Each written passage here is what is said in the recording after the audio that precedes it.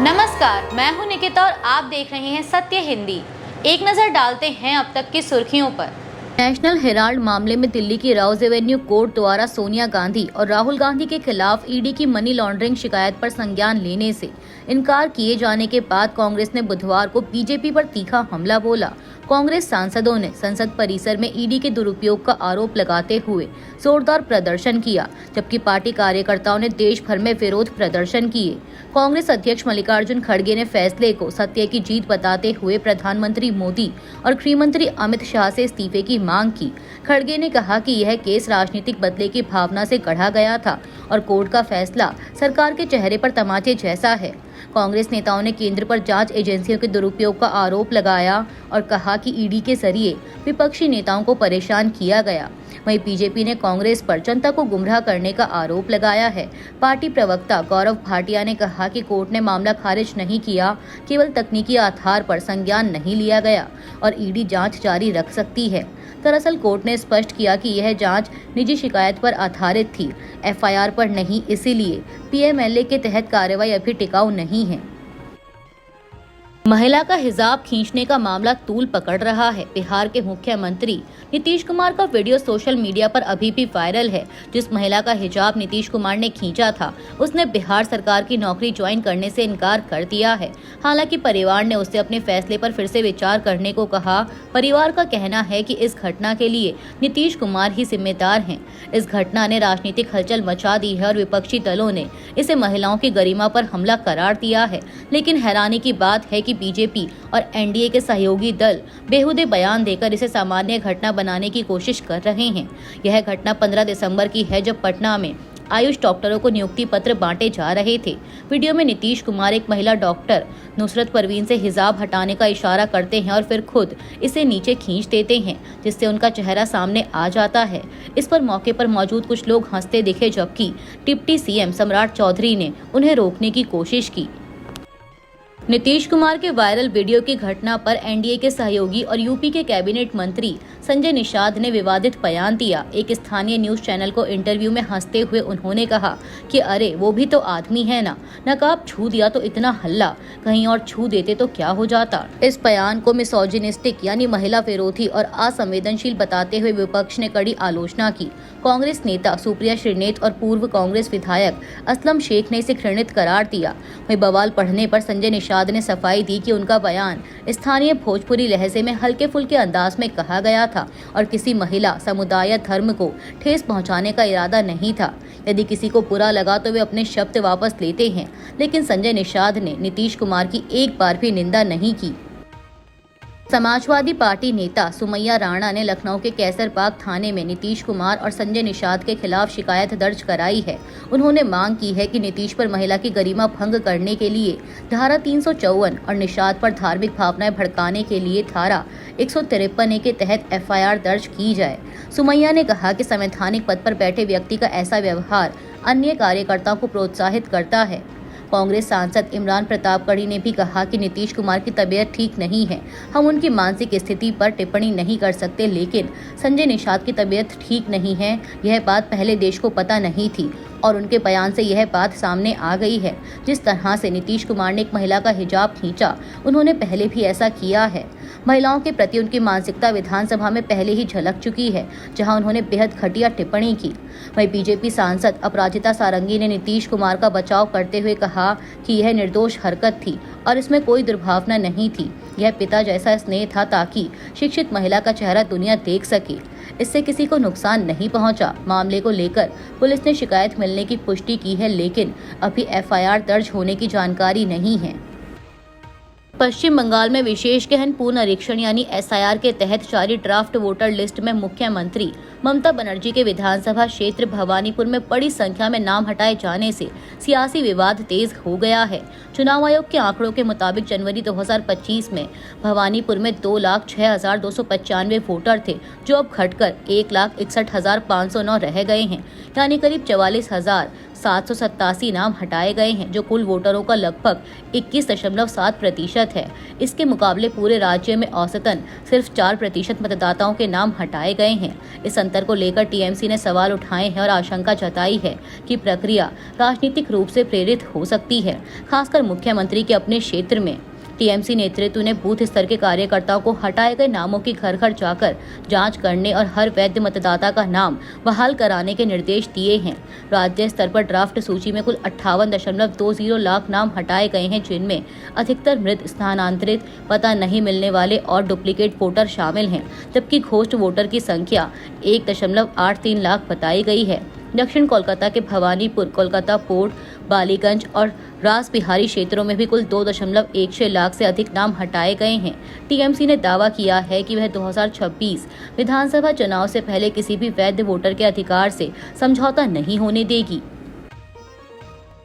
महात्मा गांधी राष्ट्रीय ग्रामीण रोजगार गारंटी अधिनियम यानी मनरेगा की जगह विकसित भारत जी बिल लाने पर टीएमसी के सांसद अभिषेक बनर्जी ने केंद्र सरकार पर निशाना साधा है।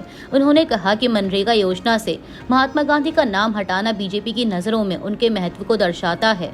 अभिषेक बनर्जी ने केंद्र सरकार पर मनरेगा योजना के तहत पश्चिम बंगाल का पैसा रोकने का भी आरोप लगाया। उन्होंने कहा कि मनरेगा में बंगाल का करीब 50,000 करोड़ रुपए ड्यू है। 4-5 साल से ये पैसा केंद्र ने रोक रखा है। योजना का नाम बदलने से क्या होगा? आपकी जवाबदेही कहाँ है?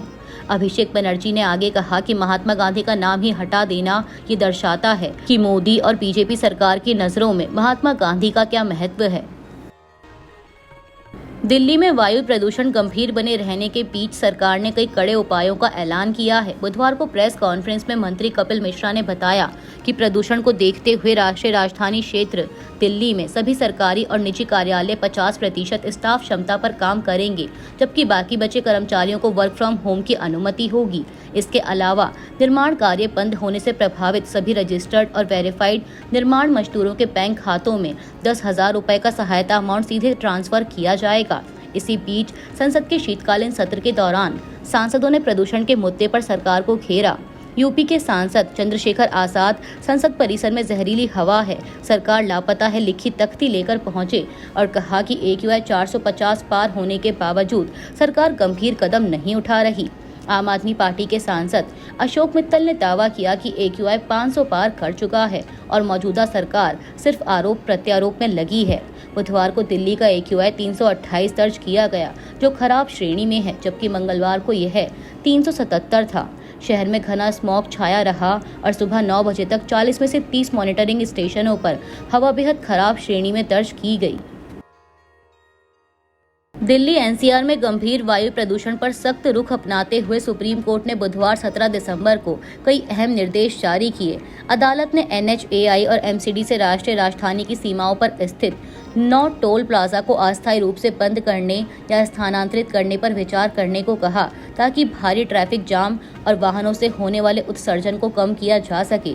CJI सूर्यकांत की अध्यक्षता वाली बेंच ने प्रदूषण को सालाना समस्या बताते हुए व्यवहारिक और प्रभावी समाधानों पर जोर दिया। कोर्ट ने नर्सरी से कक्षा 5वीं तक स्कूल बंद रखने के दिल्ली सरकार के फैसले में दखल देने से इनकार किया और कहा कि शीतकालीन अवकाश निकट हैं। बेंच ने MCD को 1 सप्ताह में टोल प्लाजा पर निर्णय लेने का निर्देश दिया और कंस्ट्रक्शन मजदूरों को आर्थिक मदद सीधे खातों में ट्रांसफर करने को कहा। दिल्ली सरकार ने बताया कि 2.5 लाख पंजीकृत मजदूरों में से 7,000 की जांच हो चुकी है। कोर्ट ने CAQM को दीर्घकालिक रणनीतियां मजबूत करने और पराली, ट्रैफिक व शहरी गतिशीलता पर ठोस कदम उठाने के निर्देश दिए। सुप्रीम कोर्ट ने राष्ट्रीय राजधानी में बिगड़ती हवा की क्वालिटी के बीच दिल्ली NCR में PS4 एमिशन स्टैंडर्ड से नीचे के पुराने वाहनों के खिलाफ अधिकारियों को कार्रवाई करने की इजाजत दे दी है। यह फैसला दिल्ली सरकार की उस अपील के बाद आया जिसमें उसने कोर्ट के पहले आदेश में बदलाव की मांग की थी और ऐसे वाहनों के हवा की क्वालिटी पर पड़ने वाले बुरे असर का हवाला दिया था। सरकार ने तर्क दिया कि पुराने ज्यादा प्रदूषण फैलाने वाले वाहनों को लगातार इस्तेमाल प्रदूषण के बढ़ते लेवल में काफी योगदान दे रहा है। इससे पहले सुप्रीम कोर्ट ने निर्देश दिया था कि इन वाहनों के खिलाफ कोई जबरदस्ती वाली कार्रवाई ना की जाए। हालांकि हवा की मौजूदा क्वालिटी को देखते हुए कोर्ट ने अब PS4 से पहले के पुराने वाहनों के खिलाफ कार्रवाई की इजाजत दे दी है। फिल्म होमबाउंड ने ऑस्कर में बेस्ट इंटरनेशनल फिल्म कैटेगरी में नॉमिनेशन पाकर इतिहास रच दिया है और लगान के बाद यह सम्मान पाने वाली दूसरी भारतीय फिल्म बन गई है, वह भी लगभग 24 साल बाद। नीरज खेवान के निर्देशन में बनी यह फिल्म 2020 में न्यूयॉर्क टाइम्स में प्रकाशित कश्मीरी लेखक बशारत पीर के आलेख टेकिंग अमृत होम से प्रेरित है। कहानी कोरोना लॉकडाउन के दौरान सूरत से उत्तर प्रदेश लौट रहे दो अप्रवासी मजदूर दोस्तों, दलित युवक अमृत और मुस्लिम युवक सैयूब के संघर्ष पर आधारित है। सीमित संसाधनों, सामाजिक भेदभाव और सिस्टम की असंवेदनशीलता के बीच उनकी यात्रा मानवीय त्रासदी में बदल जाती है, जिसमें अमृत की मौत हो जाती है। फिल्म में ईशान खट्टर, विशाल जेठवा और जानवी कपूर प्रमुख भूमिकाओं में हैं, जबकि धर्मा प्रोडक्शंस ने इसका निर्माण किया है। होमबाउंड सिर्फ लॉकडाउन की कहानी नहीं बल्कि जातिवाद, धार्मिक भेदभाव और आर्थिक असमानता की परतें खोलती है। यही कच्ची सच्चाई और मानवीय दृष्टि इसे ऑस्कर जैसे वैश्विक मंच तक ले गई है, जहां यह भारत की अनसुनी आवाजों का प्रतिनिधित्व करती है। भारत ने बांग्लादेश में बिगड़ते सुरक्षा हालात को लेकर कड़ा रुख अपनाते हुए बुधवार को भारत में बांग्लादेश के उच्चायुक्त रियाज हामिदुल्लाह को विदेश मंत्रालय में तलब किया। विदेश मंत्रालय के बयान के अनुसार बैठक के दौरान भारत ने ढाका में सुरक्षा स्थिति को लेकर अपनी गंभीर चिंताएं दर्ज कराईं, खासकर उन चरमपंथी तत्वों की गतिविधियों को लेकर जिन्होंने ढाका स्थित भारतीय मिशन के आसपास सुरक्षा व्यवस्था में व्यवधान पैदा करने की धमकी दी थी। मंत्रालय ने स्पष्ट किया कि बांग्लादेश में हाल की घटनाओं को लेकर चरमपंथी तत्वों द्वारा गढ़े जा रहे झूठे नैरेटिव को भारत पूरी तरह खारिज करता है। भारत ने यह भी कहा कि यह दुर्भाग्यपूर्ण है कि बांग्लादेश की अंतरिम सरकार ने न तो इन घटनाओं की गहन जांच की और न ही भारत के साथ कोई ठोस सबूत साझा किए। यह कूटनीतिक कदम ऐसे समय उठाया गया है जब एक दिन पहले बांग्लादेश की नेशनल सिटीजन पार्टी यानी एनसीपी के वरिष्ठ नेता हसनत अब्दुल्ला ने चेतावनी दी थी कि यदि बांग्लादेश को अस्थिर किया गया तो भारत के पूर्वोत्तर राज्यों, जिन्हें 7 सिस्टर्स कहा जाता है, को अलग थलग कर दिया जाएगा। हेमंत बिस्वा शर्मा ने मंगलवार को दावा किया कि बांग्लादेश में भारत के पूर्वोत्तर राज्यों को देश से अलग कर बांग्लादेश में मिलाने को लेकर चर्चा हो रही है। उन्होंने इसे पूरी तरह अव्यावहारिक बताते हुए कहा कि भारत एक परमाणु शक्ति और दुनिया की चौथी सबसे बड़ी अर्थव्यवस्था है। ऐसे में बांग्लादेश इस तरह की सोच भी नहीं सकता। शर्मा ने कहा कि पिछले 1 साल से इस तरह की बातें सामने आ रही हैं और बांग्लादेश के लोगों की सोच खराब है, इसलिए भारत को उन्हें ज़रूरत से ज़्यादा मदद नहीं करनी चाहिए और साफ संदेश देना चाहिए कि ऐसे व्यवहार पर भारत चुप नहीं रहेगा। यह बयान बांग्लादेश की नेशनल सिटीजन पार्टी एनसीपी के नेता हसनत अब्दुल्ला की टिप्पणी के बाद आया है, जिसमें उन्होंने कहा था कि अगर ढाका को अस्थिर किया गया तो भारत के पूर्वोत्तर राज्यों को अलग थलग किया जाना चाहिए और वहां अलगाववादी तत्वों को समर्थन दिया जाए। अब्दुल्ला ने सिलीगुड़ी कॉरिडोर की भौगोलिक संवेदनशीलता का भी जिक्र किया था। अभी के लिए इतना ही। बाकी की देश दुनिया की बड़ी खबरों के लिए जुड़े रहिए सत्य हिंदी के साथ।